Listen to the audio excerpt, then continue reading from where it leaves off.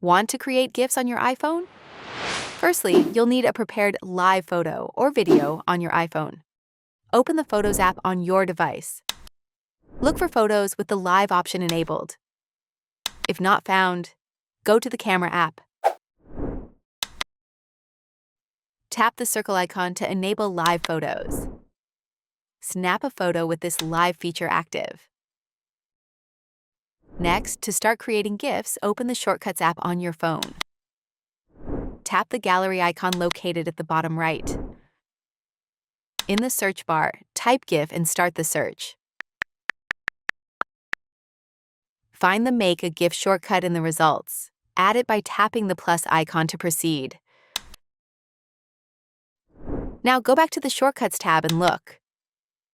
Tap the new GIF shortcut you've just added.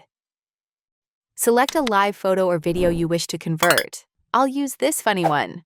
You can trim the length of the video and then click Save. A pop-up window will appear when the GIF is ready.